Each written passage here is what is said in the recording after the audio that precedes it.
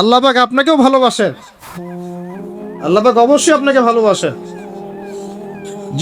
জীবনের দীর্ঘ সময় পর্যন্ত আপনি আল্লাহকে ডাকেন নাই, আল্লাহ আপনাকে ফেলে দেয় নাই।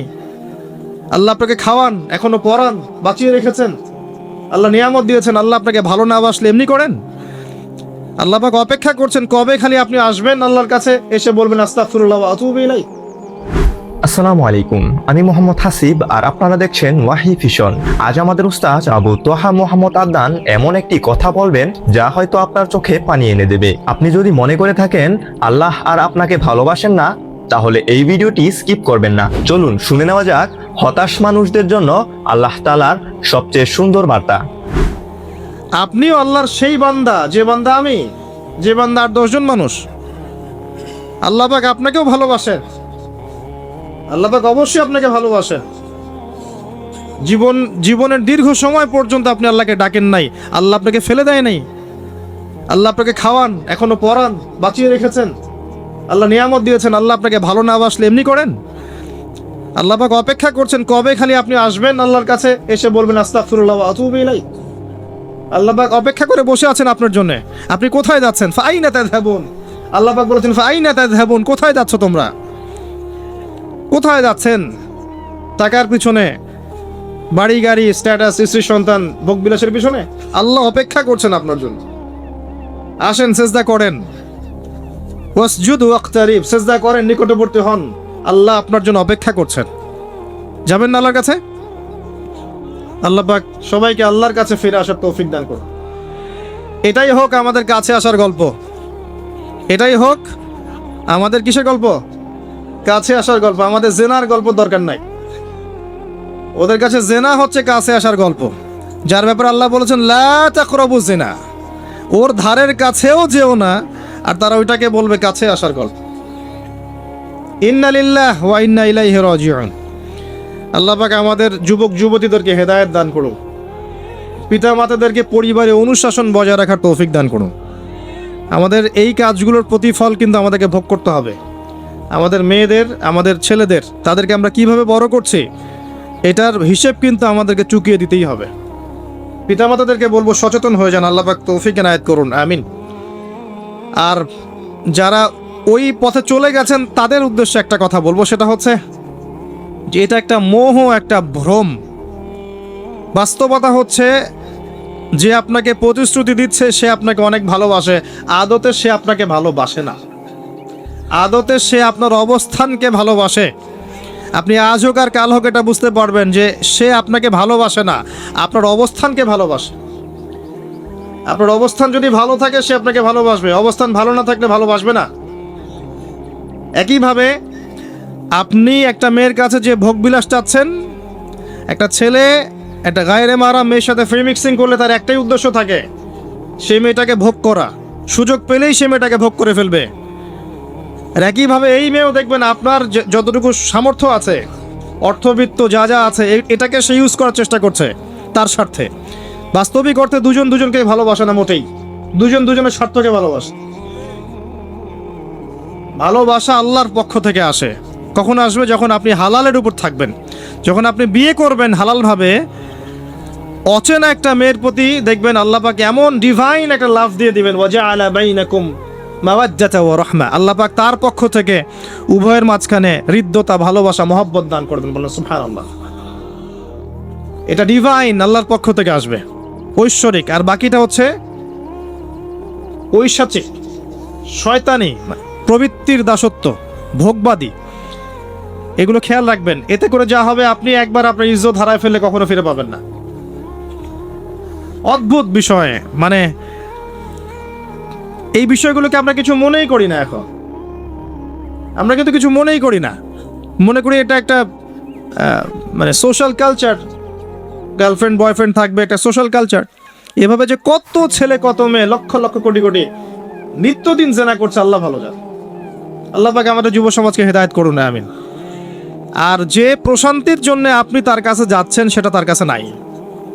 প্রশান্তি আছে কোরআনের কাছে, প্রশান্তি আছে নবীর সুন্নায়, প্রশান্তি আছে আল্লাহর জন্য সেজদায়। তার আল্লাহর জন্য আল্লাহকে স্মরণ করে আপনি কাঁদবেন, প্রশান্তি পাবেন। আল্লাহর জন্য কিছু কাজ করবেন, তার দিনের কোনো খেদমত করবেন, প্রশান্তি পাবেন। আল্লাহর কোরআনের 10টা আয়াত মুখস্থ করেন, মনে এমন শান্তি আসবে যেটা আপনি কোথাও পাবেন না। আমি চ্যালেঞ্জ করে বলছি আপনাকে, আপনি আল্লাহর কিতাবের আজকে গিয়ে 5টা আয়াত মুখস্থ করেন, অর্থটা পড়বেন, কয়েকবার চর্চা করেন, মানুষকে শুনান, আপনি মনে এমন একটা প্রশান্তি পাবেন যেটা পৃথিবীর কোনো জায়গায় পাবেন না।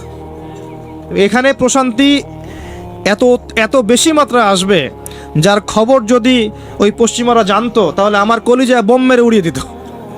কথা বুঝতে পারেন নাই? আল্লাহর পথে চললে যে প্রশান্তিটা পাওয়া যায়, এর খবর যদি ইসলামের শত্রুরা জানতো তাহলে মুসলিমদের কলিজায় পারমাণবিক বোমা মারত। তারা জানে না কি প্রশান্তি এখানে পাওয়া যায়। আপনি যে প্রশান্তির জন্য এখানে যাচ্ছেন এটা ওখানে নাই। কোরআনের কাছে আছে, সেজদায় আছে, নামাজে আছে, তাহাজ্জুদে আছে, আল্লাহর জিকিরে আছে। আর নেককার স্ত্রীর কাছে আপনি প্রশান্তি পাবেন। এটা আল্লাহ আপনাকে গিফট দিয়েছেন। আদম আলাইহিস সালামকে আল্লাহ পাক দিয়েছেন না? তার একাকী বোধ হচ্ছিল জান্নাতে, আল্লাহ পাক সঙ্গিনী সৃষ্টি করেছেন। এখানে আপনি প্রশান্তি পাবেন, বাকিগুলো প্রশান্তির উৎস নয়। পরে দেখা যাবে ওখানে ছ্যাঁকা খেয়েছে, খেয়ে তারপরে মাদক সেবন করবে, তারপরে মিউজিকের কাছে যাবে, তারপরে দেখবেন যে পতিতালয়ে যাচ্ছে, তারপরে হয়তো গুন্ডামি করবে, জীবনটা উচ্ছৃঙ্খল হয়ে গেল।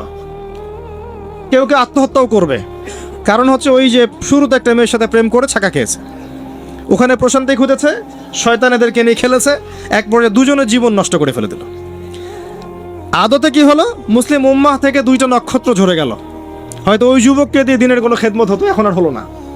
হয়তো ওই যুবক তার যৌবনকালটা ইবাদত করে কাটাতে পারতো, আরও সে ছায়া পেত, আর পেল না। শয়তান সাকসিড, শয়তান জিতে গেল। এই হচ্ছে বাস্তবতা। বাস্তবতা বোঝেন, আল্লাহর কাছে ফিরে আসেন, আল্লাহ আপনার অপেক্ষা করছে। আসবেন না আল্লাহর কাছে? এটাই হোক আল্লাহর কাছে আমাদের কাছে আসার গল্প। আল্লাহ পাক আমাদেরকে তৌফিক দান করুন, আল্লাহুম্মা আমিন।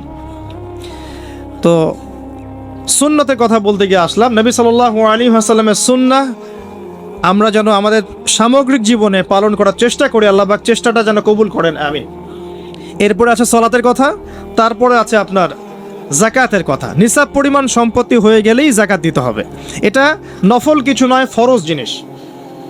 যদি আপনি সামর্থ্যবানদের যাকাতগুলো কালেক্ট করতে পারতেন, কেউ যদি পারত, দেখতেন এই যাকাতের অর্থগুলো দিয়ে এত এত মানে বিগ প্রজেক্ট করা যেত যেটা আপনি কল্পনা করতে পারবেন। এটা কিন্তু নফল কিছু নয়, দিতেই হবে, বাধ্যতামূলক। যাকাত আল্লাহ পাক এই জন্য ফরজ করেছেন যাতে করে সমাজের মধ্যে ধনী এবং গরিবের সাম্য বজায় থাকে। এটা গরিবের হক। যাদের উপর যাকাত ফরজ হয়েছে তারপরেও যাকাত দিচ্ছে না, এদের সম্পত্তিগুলোকে আল্লাহ পাক কিয়ামতের দিন গলাবেন, মানে ধাতুতে পরিণত করে গলাবেন, গলিয়ে কপালে, গালে, পিঠে, চেহারায় লেপটে দিবেন। বলেন নাউজুবিল্লাহ। সূরা তাওবা পড়ে দেখেন, সূরা তাওবার মধ্যে এটা আছে। সম্পত্তি গলানো হবে, গলে একটা সোনা, তামা, ব্রোঞ্জ এগুলো গলালে কেমন হবে? এগুলো উত্তপ্ত করে যদি গায়ে লাগিয়ে দেওয়া হয় কেমন শাস্তি হবে? বলা হবে এটাই সেই তোমার সম্পদ যা তুমি সঞ্চয় করেছিলে, আজকে এটা আযাব ভোগ করো। নাউজুবিল্লাহ। এটা সমাজের সাম্য বজায় রাখে, গরিব আর ধনীর মধ্যে একটা ব্যালেন্স বজায় রাখে। এটা গরিবের হক। যখন আমরা যাকাত দিব না, গরিব মানুষের মাথাপিছু যে মানটা আছে জীবনযাত্রা, এটা আরও কমে যাবে।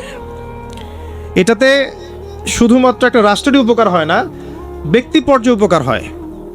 যখন ব্যক্তি পর্যায়ে যাকাত চলে যাবে সবার হাতে হাতে, দেখবেন আজকে যে খেতে পারছে না সে কালকে দুবেলা খেতে পারবে ইনশাআল্লাহ। আর অনেক মুসলিম আছি আমরা যারা সালাত পড়ি, যাকাত দেই না, আছি না? যাকাতকে আমরা ফরজই মনে করি না। যদি বলা হয় ইসলামের 5টা পিলার বলেন, বলবে কালিমা, নামাজ, রোজা, হজ, যাকাত। যাকাত সবচেয়ে শেষে, তাই না? যাকাতকে পাঠাইছে সবচেয়ে শেষে, অথচ আল্লাহ বলেছেন কালিমা, তারপরে সালাত, তারপরে যাকাত, তারপরে সওম, তারপরে হজ। যাকাতকে গুরুত্ব দিন, এটা ইসলামিক অর্থনীতির মূল ভিত্তি। যাকাতের উপরে আল্লামা তকি উসমানী শাইখের একটা বই আছে, এই বইটা পড়তে পারেন, অত্যন্ত চমৎকার। যাকাত নিয়ে বিস্তারিত আলোচনা করা হয়েছে এবং যাকাত কিভাবে মানবতার উপকার করবে এটা বলা আছে। আজকে এটা টপিক না, আমি না হলে অনেক লম্বা কথা বলতে পারতাম। আল্লাহ পাক আমাদের সবাইকে যাকাত দেওয়ার তৌফিক দান করুন, আমিন। এরপরে সওমের কথা বলেছেন, সওম ইনশাল্লাহ সামনে আসবে, আমরা সবাই রাখবো। আল্লাহ পাক আমাদের সবাইকে 30টা সওম, পুরো মাস সওম রাখার তৌফিক দান করুন, আমিন। এবং সওমটা শুধু না খেয়ে থাকার, পিপাসার্ত থাকার নাম নয়, বরং আল্লাহ পাকের যাবতীয় নিষেধ ছেড়ে দেওয়ার নাম কিন্তু সওম। এটা একটা হিজরত। মানে আল্লাহ পাক যত বিষয় নিষেধ করেছেন এগুলোকে ছেড়ে দেওয়ার নাম কিন্তু রোজা বা সাওম। শুধু না খেয়ে থাকার নাম সাওম নয়।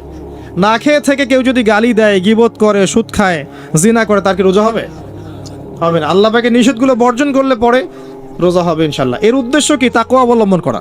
কুতিবা আলাইকুমুস সিয়াম কামা কুতিবা আলাল লাযিনা মিন ক্বাবলিকুম লাআল্লাকুম তাত্তাকুন। উদ্দেশ্যটা কি? লাআল্লাকুম তাত্তাকুন। আল্লাহ পাকের নিষেধ না ছাড়লে কি কেউ তাকওয়া অবলম্বন করতে পারবে? অতএব সিয়ামের মূল উদ্দেশ্য কি? তাকওয়া অবলম্বন করা, আল্লাহ পাকের যাবতীয় নিষেধগুলোকে বর্জন করা। আল্লাহ পাক আমাদেরকে সিয়াম রাখার মতো রাখার তৌফিক দান করুন। রমজান মাসে আমরা ইফতার করাবো বেশি বেশি ইনশাআল্লাহ। বেশি বেশি মানুষকে ইফতার করাবেন, বেশি বেশি নফল দান সাদাকা করবেন, জাকাতগুলো দিয়ে দিবেন। রমজান মাসে কিয়ামুল লাইল করবেন, তারাবির নামাজ সুন্দর করে লম্বা করে পড়বেন। রাকাত সংখ্যা নিয়ে ঝগড়া করেন না। আমরা যে কাজগুলো করি ঝগড়াটা বেশি করি। কোয়ালিটি দেখবেন আল্লাহ, কোয়ালিটি, কোয়ান্টিটি না। নামাজটা কেমন কোয়ালিটি সম্পন্ন ছিল। এবং এই রমজান মাসের সবচেয়ে বেস্ট নিয়ামা হচ্ছে কোরআন। এই মাসে কি হয়েছে? কোরআন নাজিল হয়েছে। এই কোরআনকে সময় দিতে হবে। যারা কোরআন তেলাওয়াত করতে জানি না, রমজান মাসে শিখতে হবে। যারা জানেন তারা খতম দিবেন, তেলাওয়াত করবেন, খতম দিবেন। যারা আরও ভালো জানেন তারা গবেষণা করবেন, পুরো কোরআনটা গবেষণা করবেন। পারা যাবেন ইনশাল্লাহ। আল্লাহ পাক সবার আগে আমাকে, অতঃপর আপনাদের সবাইকে তৌফিক দান করুন, আমিন। এবং দিনের জন্য তালিম পড়বেন, ইমানের আলোচনা করবেন, মসজিদে দার্স দিবেন, ইফতার করাবেন, গরিবদেরকে সাদাকা করবেন, ওষুধ দিবেন, ফিতরা আদায় করবেন। রমজান মাসটাকে একটা ইসলামের ইবাদতের সংস্কৃতি বানিয়ে ফেলবেন।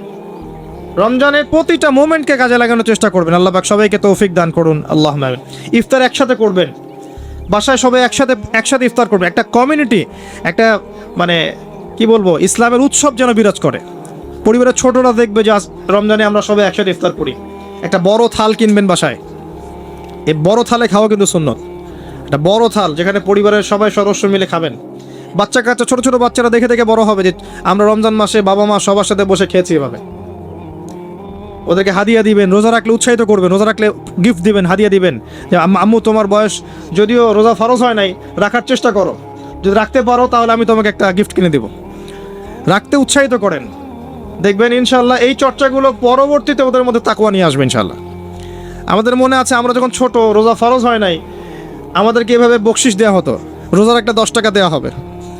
তখন অবশ্য 10 টাকার মান এখনকার 100 টাকার চেয়ে বেশি ছিল। আর আপনার টাকার মান দিন দিন কমবেই, কারণ ইসলামিক কারেন্সি যারা বোঝে না তারা এগুলোর সম্পর্কে বিরূপ মন্তব্য করতে পারে। বাট আমরা জানি যে একটা সভ্যতা মানুষের সম্পদ চুষে খাচ্ছে এবং ডে বাই ডে এটা হতেই থাকবে। যাই হোক, ওই টপিকে আর গেলাম না।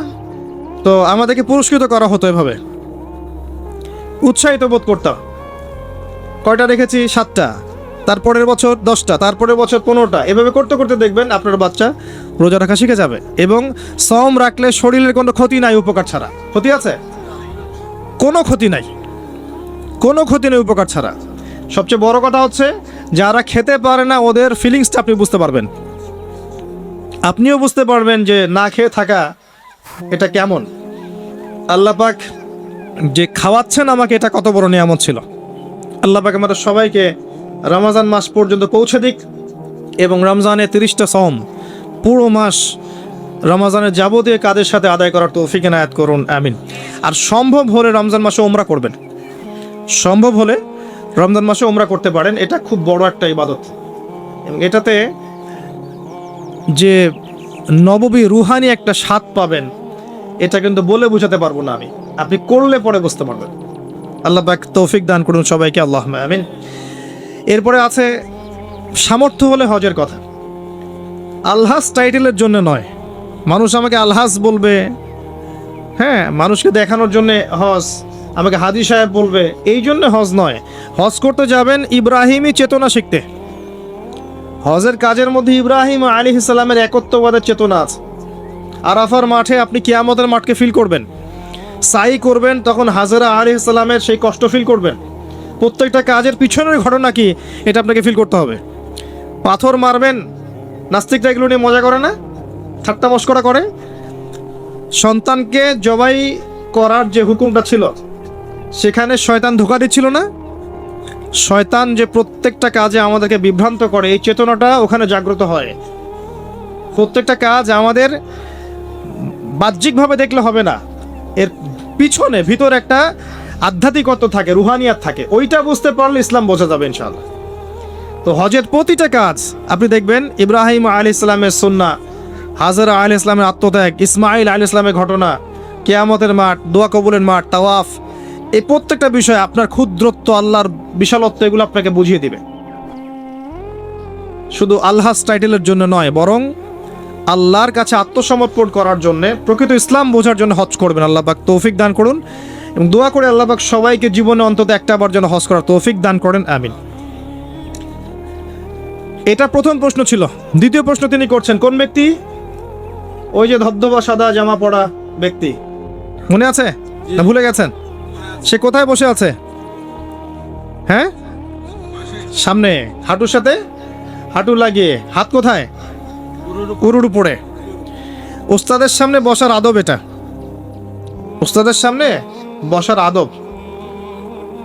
দ্বিতীয় প্রশ্ন করছে, ও এবার সেই ব্যক্তি বলছে সদাক, আপনি সত্য বলেছেন। এবার পাশে ছিলেন উমর রাদিয়াল্লাহু আনহু, তিনি বলছেন ফাআজিবনা লাহু, আমরা অবাক হয়ে গেলাম। ইয়াসআলুহু ওয়া ইউসাদ্দিকুহু, সে নিজেই প্রশ্ন করলো, নিজেই আবার সত্যায়ন করছে। কে এই ব্যক্তি? কারণ যে প্রশ্ন করে সে কি সত্যায়ন করতে পারে? আপনি জানতে এসেছেন, একটা বিষয় জানতে এসেছেন, উত্তর পেলেন, আপনি নিজেই বলছেন হ্যাঁ আপনি সত্য বলেছেন, তার মানে আপনি আগে থেকে জানেন, তাই না? এবার দ্বিতীয় প্রশ্ন করছেন তিনি, ইয়া মুহাম্মদ, বলেন সাল্লাল্লাহু আলাইহি ওয়াসাল্লাম, আখবিরনি আনিল ঈমান, আমাকে ঈমান সম্পর্কে বলুন। এখন নবী সাল্লাল্লাহু আলাইহি ওয়াসাল্লাম বলছেন, আল ঈমান, ঈমান হচ্ছে আন তুমিনা বিল্লাহ, তুমি বিশ্বাস করবে প্রথমত এক আল্লাহর প্রতি, ওয়া মালাইকাতিহি, তার ফেরেশতা মণ্ডলীর প্রতি, ওয়া কুতুবিহি, সমস্ত আসমানি কিতাবের প্রতি, ওয়া রুসুলিহি, সমস্ত নবী রাসূলগণের প্রতি, ওয়াল ইয়াউমিল আখির, পরকালের জীবনের প্রতি।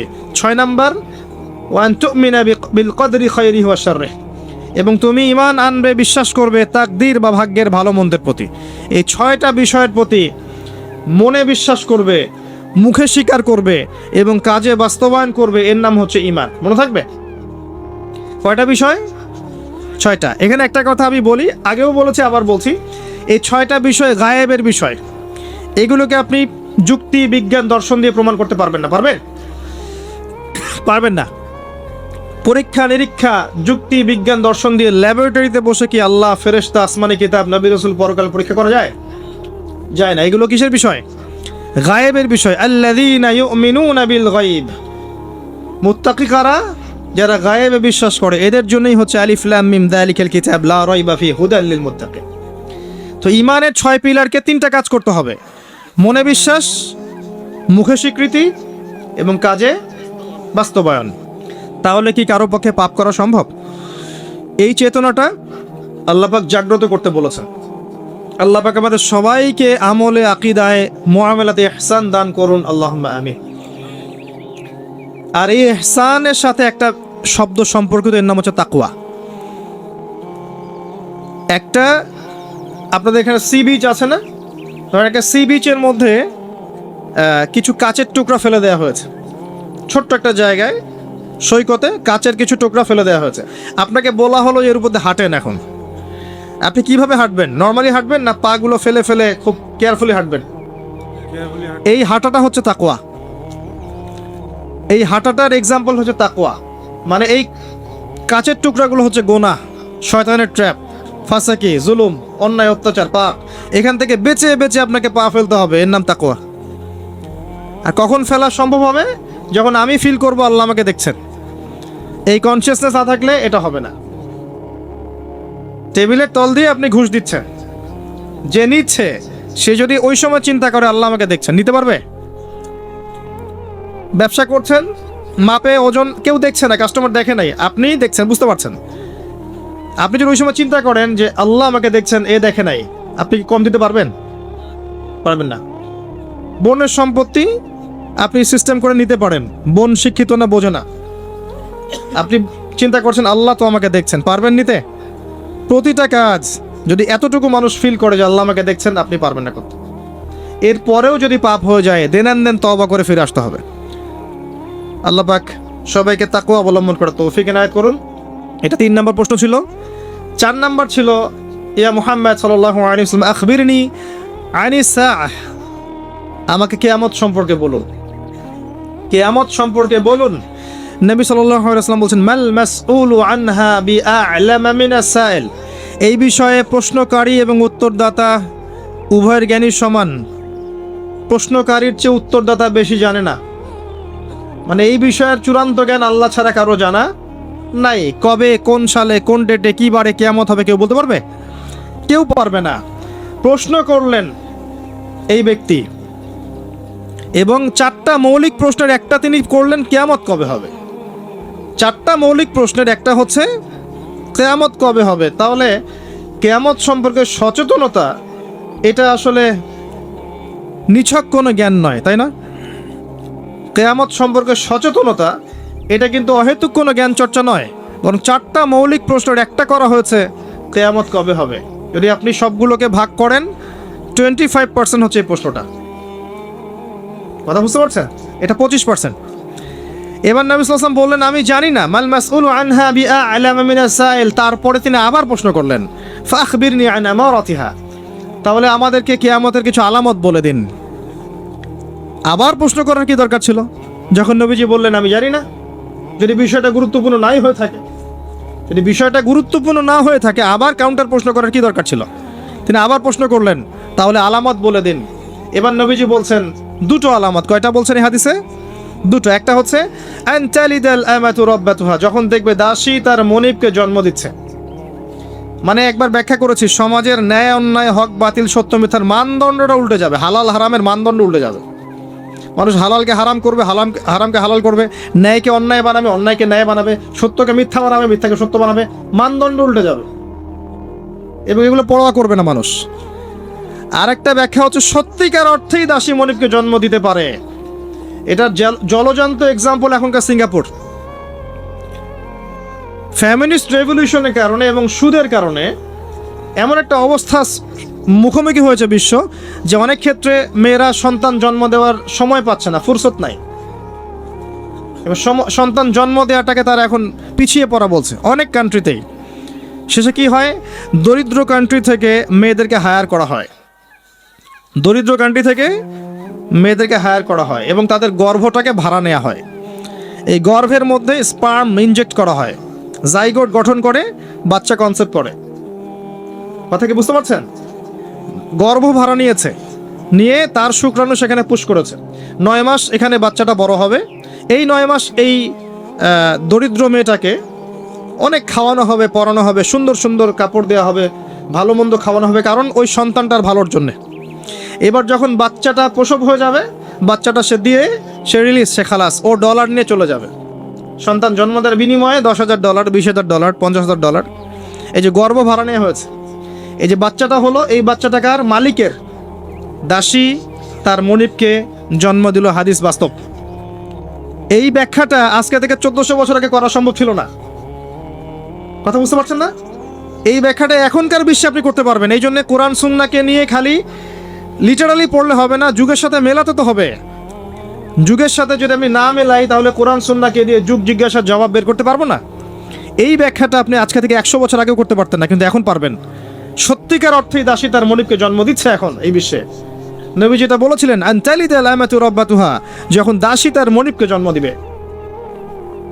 আরেকটা বলেছিলেন, ওয়া আন তারাল হুফাতাল উরাতাল আলাতা রিয়াশা ইয়াতাতাওয়ালুনা ফিল বুনিয়ান, যখন তুমি দেখবে সমাজের, মাইন্ড করবেন না, যখন তুমি দেখবে সমাজের সবচেয়ে দরিদ্র শ্রেণীর, রাখাল শ্রেণীর, নগ্ন পদের, খালি পায়ের, নগ্ন গায়ের, মানে গায়ে জামা নাই, পায়ে স্যান্ডেল নাই, এমন শ্রেণীর মানুষেরা উঁচু উঁচু বিল্ডিং নির্মাণের প্রতিযোগিতা করবে, ফান্তাজির সাআহ, কিয়ামতের অপেক্ষা করতে থাকো। বিগত 200 বছরে বিশ্ব দেখে নাই এত হাইলি টলেস্ট বিল্ডিং এর প্রতিযোগিতা। অমুকের 100 তলা তো অমুকের 200, অমুকের 200 তো অমুকের 300। এটা সমাজ থেকে শুরু করে রাষ্ট্র, বিশ্ব, সব জায়গায় এই দৃশ্য দেখা যাচ্ছে। সমাজে দেখেন কিছু মানুষ ছিল যাদের টাকা পয়সা ছিল না, আজকে দেখবেন বিল্ডিং তুলছে 10 তলা, 20 তলা, 50 তলা। অনেক রাষ্ট্র ছিল, ওই যে বেদুইন রাষ্ট্র ছিল, মধ্যপ্রাচ্যের দিকে তাকাবেন, আগে জামা পরার টাকা ছিল না, ব্ল্যাক গোল্ড পেয়েছে, তেল উঠাইছে আর খাইছে, উঠাইছে আর খাইছে না, উঠাইছে আর আমেরিকাকে দিছে, দিয়ে ডলার নিছে, নিয়ে উঁচু উঁচু বিল্ডিং, তোমার 100 আমার 110, এবং এটা গর্বের বিষয় ওদের কাছে এখন। অর্থাৎ এই দৃশ্যের কথা নবী সাল্লাল্লাহু আলাইহি ওয়াসাল্লাম বলেছেন যে যখন তুমি দেখবে সমাজের সবচেয়ে দরিদ্র মানুষেরা উঁচু উঁচু বিল্ডিং নির্মাণের প্রতিযোগিতা করবে, একটা কমন প্রশ্ন করি এখন, যে ব্যক্তির টাকা নাই সে কেমন করে বিল্ডিং তুলবে? এই উত্তরটা দেওয়ার জন্য আপনার পিএইচডি করার কোনো দরকার নাই। উত্তর খুব সহজ। একজন ব্যক্তির টাকা নাই, সে কিভাবে 20 তলা বিল্ডিং করতে পারে? উত্তর দেন, কিভাবে বলেন? শুধু অবৈধভাবেই নয়, অবৈধভাবে তো একটা অপশন আছেই। কিভাবে? এক্স্যাক্টলি, সুদের মাধ্যমে। সুদ ছাড়া অন্য কোনো অপশন নাই। এবং আমি এখন যে ফ্ল্যাটে ভাড়া আছি, মনে করেন যেই ফ্ল্যাটে ভাড়া আছি সেই ফ্ল্যাটের ভাড়ার টাকা আমি যে দিচ্ছি, এই যে ফ্ল্যাট মালিকরা যে ভাড়াটিয়াদের কাছ থেকে প্রতি মাসে ভাড়া তুলে এই ভাড়ার টাকা থেকে লোন শোধ করছেন ব্যাংকের, এখন আমি সুদ খাচ্ছি না? আমি নিজেও সুদের সাথে সম্পৃক্ত হয়ে গেলাম তাহলে, কারণ আমার টাকা দিয়ে সে সুদের ঋণ পরিশোধ করছে। এটা সেই যুগ, যেই যুগে একটা মানুষও সুদ থেকে বাঁচতে পারবে না, ইল্লা মাশাআল্লাহ। বাঁচতে পারবে কারা? ওই যে ছোট্টখাটো দ্বীপে যারা বাস করে, সোসাইটির সাথে কোনো সম্পর্ক নাই, ওরা হয়তো পারতে পারে। ওস্তাদের কাছে যখন যাবেন জ্ঞান শিখতে, আদবের সাথে বসবেন এবং প্রশ্ন করবেন আদবের সাথে। প্রথম প্রশ্ন ইসলাম সম্পর্কে ছিল। তিনি ইসলামের বেসিক পিলার কয়টা? 5টা। তাওহীদ, যার মধ্যে আসবে তাওহীদ এবং সুন্নাহ, লা ইলাহা ইল্লাল্লাহ এবং মুহাম্মাদুর রাসূলুল্লাহ। এরপরে আসবে সালাত, 5 ওয়াক্ত সালাত কায়েম করা, তারপরে যাকাত প্রদান করা, রমাদান মাসের সাওম এবং সামর্থ্য হলে হজ। ইসলাম হয়ে গেল। ইসলামই একমাত্র জীবন ব্যবস্থা, এর বাইরে কিছু আছে? কেউ তালাশ করলে কবুল করা যাবে? যাবে না। এটা মেনে নেওয়ার পর আমলে ভুল হলে কি করতে হবে? তওবা করে ফিরে আসতে হবে। আল্লাহ পাক ইনশাআল্লাহ মাফ করে দিবে। যদি কোনো ব্যক্তি আল্লাহর সাথে শিরিক না করে, কবিরা গুনাহ থেকে দূরে থাকে, আশা করে যে আল্লাহ পাক তার সমস্ত সগীরা গুনাহ মাফ করে দিবে ইনশাআল্লাহ। হতাশ হবেন না, আল্লাহ আপনার অপেক্ষায় তার কাছে ফিরে আসে। তারপর ঈমান, কয়টা পিলার? 6টা। কয়টা পিলার? 6টা। প্রথমটা কি? আল্লাহ বিশ্বাস, ফেরেশতাগণে বিশ্বাস, নবী রাসূলগণে বিশ্বাস, আসমানি কিতাব সমূহে বিশ্বাস, পরকালের জীবনে বিশ্বাস এবং ভাগ্যের ভালো মন্দে বিশ্বাস। এই 6টাকে কি করব? মনে বিশ্বাস করব, মুখে স্বীকার করব, আর কাজে বাস্তবায়ন করব। কাজে বাস্তবায়ন করতে গিয়ে যদি ভুল হয়ে যায় তখন কি করবেন? কাফের হয়ে যাবে? সে তওবা করে ফিরে আসার সুযোগ আছে। এরপরের ইহসান কাকে বলে? ইসলাম পালন করতে গিয়ে এমনভাবে করা, আল্লাহর ইবাদতটা এমনভাবে করা যেন আমি আল্লাহকে দেখছি, আল্লাহকে হাজির নাজির মনে করে কাজ করা। আর যদি আমি আল্লাহকে দেখতে না পাই, মনের মধ্যে চেতনা থাকবে কি? আল্লাহ আমাকে দেখছেন। তারপরে কনসিয়াসনেস, সময় কম, কিয়ামত কবে হবে? আমরা শেষ জামানায় বাস করছি, সময় শর্ট। এখানে 2টা আলামত বলা আছে, বাকি বহু হাদিস আছে শত শত, যেখানে আরো হাজার হাজার আলামত আছে, হাজার হাজার। এই যে মানুষ দুনিয়াদার হয়ে যাচ্ছে বেশি বেশি, আলামতে সাআহ। মসজিদের মধ্যে ফিতনা হচ্ছে না এখন? আলামতে সাআহ। মসজিদ চাকচিক্যময় হচ্ছে না তাজমহলের মতো? কিয়ামতের সাইন। মেয়েদের সংখ্যা বাড়ছে না, ছেলেদের সংখ্যা কমছে না? সাইন। মেয়েরা ছেলেদের পোশাক পরছে না, ছেলেরা মেয়েদের পোশাক পরছে না? সাইন। সময় সংক্ষিপ্ত হয়ে আসছে না? বেশি বেশি মহামারী, বন্যা, ঘূর্ণিঝড়, জলোচ্ছ্বাস এগুলো ছড়াচ্ছে না? বেশি থেকে বেশি হচ্ছে, সাইন। অসংখ্য সাইন। মুসলিমদের উপর নির্যাতন বাড়ছে না? বিশ্বে হত্যা বাড়ছে না? কিলিংস বাড়ছে না? মুসলিমরা বিভক্ত হচ্ছে না বিভিন্ন দলে দলে? সাইন। কত সাইন নেবেন, শেষ করা যাবে না। এমনকি চাঁদ যেটা দেখছেন এটাও ফেটে গেছে। চাঁদ যেটা দেখছেন না, এটা ফাটল ধরা, চাঁদ পরিপূর্ণ নয়, ফাটা আছে, এটাও কিয়ামতের সাইন। এবং পৃথিবী পানি শূন্য হচ্ছে, এগুলো সাইন। জলবায়ুর পরিবর্তনগুলো সাইন। অনেক বিষয় আছে যেগুলো আপনি আখিরুজ্জামানের বইগুলোতে পাবেন। কিতাবুল ফিতান অধ্যায়গুলো পড়েন, আলামত সাআগুলো পড়েন, পাবেন। এখানে জাস্ট 2টা বলা হয়েছে। দাসী মনিবকে জন্ম দেয়া মানে সমাজের মানদণ্ড উল্টে যাবে, ন্যায় অন্যায় হক বাতিল সত্য মিথ্যার মানদণ্ড উল্টে যাবে। আর সমাজের সবচেয়ে নিকৃষ্ট শ্রেণীর মানুষেরা দেখবেন ওই যে টলেস্ট বিল্ডিংয়ের প্রতিযোগিতা করছে, রিবার মাধ্যমে, দুর্নীতির মাধ্যমে এবং অন্যায় অত্যাচারের মাধ্যমে জুলুমটা বাড়বে। আরেকটা হাদিসে আছে, যখন আমানতের খেয়ানত করা হবে, সাহাবীরা বললেন যখন আমানতের খেয়ানতটা বুঝলাম না কিভাবে? নবীজি বললেন, যখন অযোগ্য ব্যক্তিকে, অনুপযুক্ত ব্যক্তিকে দায়িত্ব দেওয়া হবে তখন বুঝে নিবে এটা আমানতের খেয়ানত। আর এটা সব ক্ষেত্রেই, ধর্মীয় ক্ষেত্রে, সামাজিক ক্ষেত্রে, সব ক্ষেত্রে আল্লাহ পাক আমাদেরকে কিয়ামতের আলামতগুলো বোঝার তৌফিক দান করুন এবং সচেতন থাকার তৌফিক দান করুন, জীবনটাকে গুছিয়ে নেওয়ার তৌফিক দান করুন। এই জায়গায় গিয়ে আমাদের ব্যক্তিগতভাবেই কাজ করতে হবে। এখানে বড় করে চিন্তা করার সময় নাই, আগে নিজে বাঁচেন, নিজে জ্ঞান অর্জন করেন। আল্লাহ পাক সবাইকে তৌফিক এনায়েত করুন।